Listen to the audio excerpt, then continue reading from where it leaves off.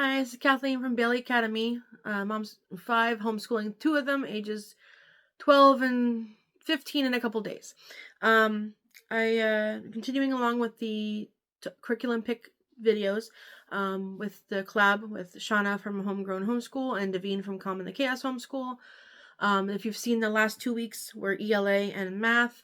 And this week we're doing science and social studies or family subjects or a combination of both, whatever works for us. And next week would be our electives, like other subjects like foreign languages or anything else that we add in, enrichment subjects, whatever you want to say.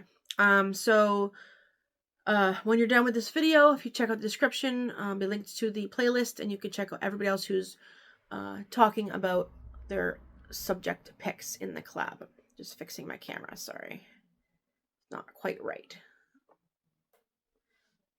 Still think I'm uneven, but so I'm going to attempt this video even though I had surgery yesterday.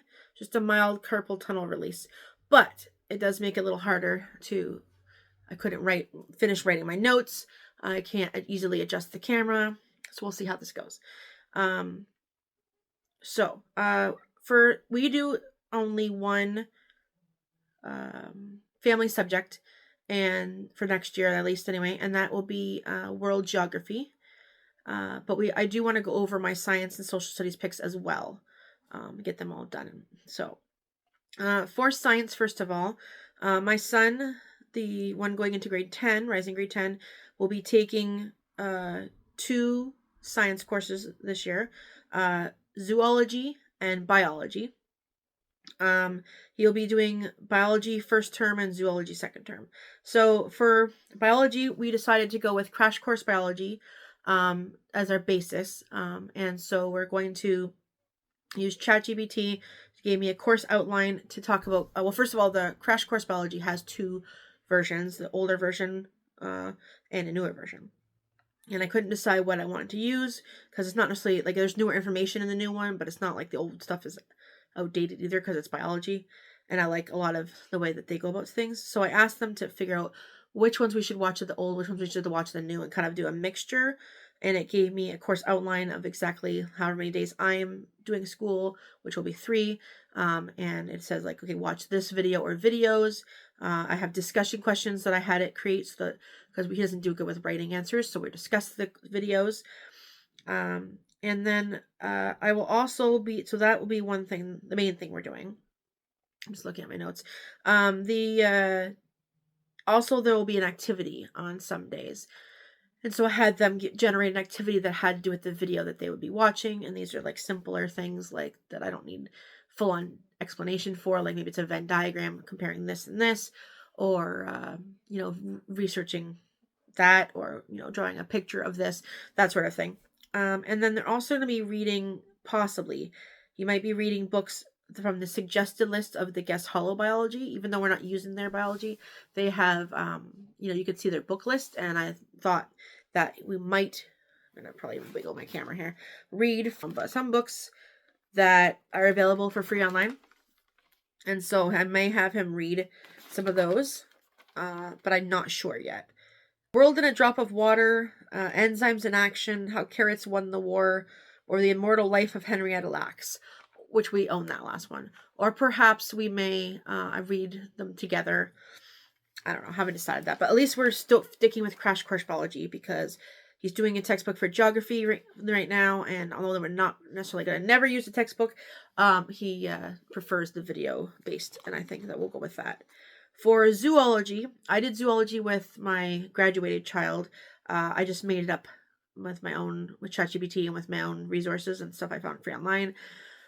But I also have found some zoology textbooks, but they're very read heavy. It's not what I want. And he told me that he wanted it to be a bird focused. Birds are his favorite animal. Well, not his favorite animal, but he really likes birds. And so we're going to have a bird focused zoology course. And I had ChatGPT help me. So I told it like we're doing for 1 semester, 3 days a week. And then we're going to be using what's the word I'm looking for? Great Courses lectures, which we can access for free through our library.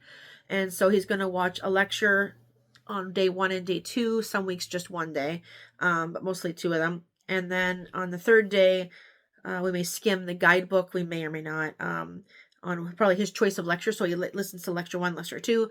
On this 3rd day, he skims the notes on whichever lecture he wants to learn more about or just go over. Then a bird activity, for example, research bird parenting, a mind map, a diagram. And he's going to be working on a project called My Bird Study, where he chooses a bird and adds to it all semester. So one day he may draw the bird, the next day he might write about the habitat, 3rd day he might write the life cycle. He can do this in on Bristol board. He can do it in a PowerPoint. He tends to do things electronically, so I'm assuming that's where he's going to go with it. We could do a website, a blog, like I don't care how he does it, but he is going to be doing that. And I think that's a great idea. I liked that idea. And then in English, we talked about this in the last video, he'll be reading What's It Like Being a Bird, the Young Readers version, for a little bit each day, which will count for zoology and his English reading section. So that's what he's doing for science. For my daughter's science, she is going to be focusing on anatomy next year. We did do a brief anatomy before, but not in depth as I wanted to go. And so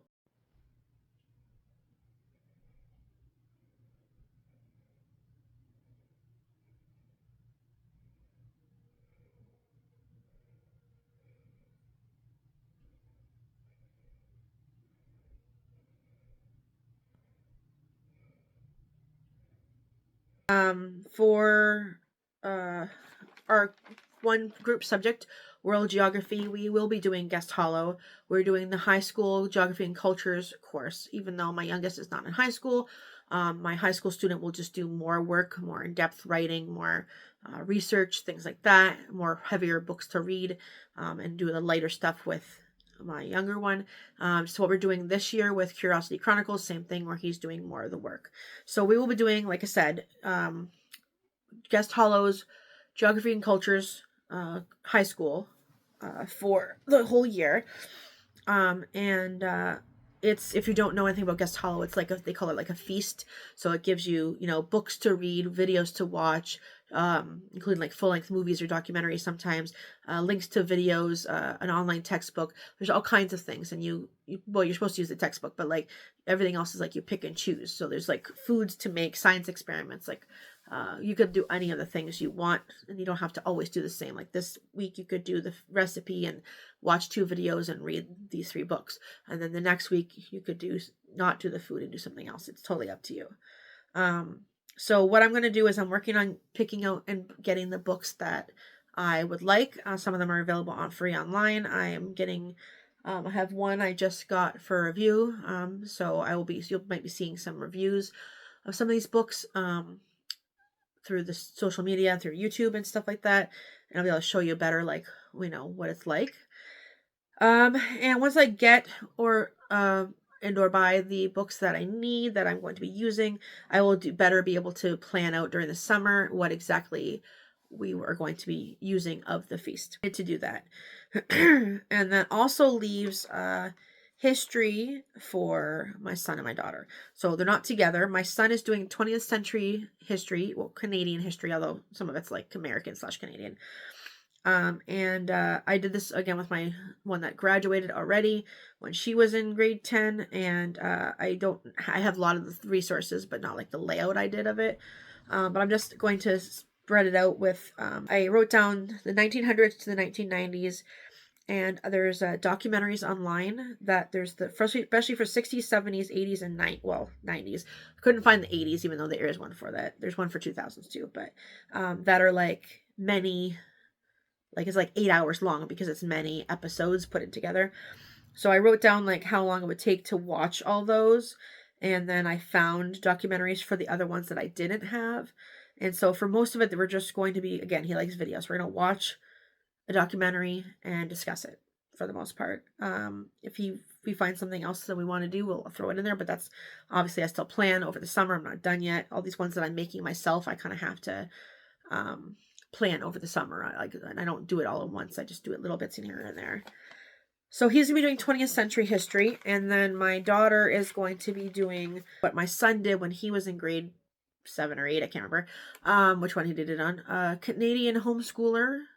I'll put the name or image of it up here, but her history for middle schoolers is age group or kids is great. My son did it. It has like, so for example, like it might be like the, what's it called? Oh my gosh, whatever topic it is, um, Underground Railroad, for example. So the topic, and then it would have like, read this book, or watch this video, or make this craft, or try this on with your Legos, or things like that. For each one, I will try to show a picture here as well, of a little bit more detail about what that's like, because I'm fumbling my words right now and I certainly can't click around the computer to help you. So I love it. If you are Canadian and looking for a Canadian history for grade 6, 7, 8 especially, then I would recommend it. And we've already said, like, used it with my son, so now we're going to use it again with my daughter. Once you buy it, you can use it for many children as you want. And I love that.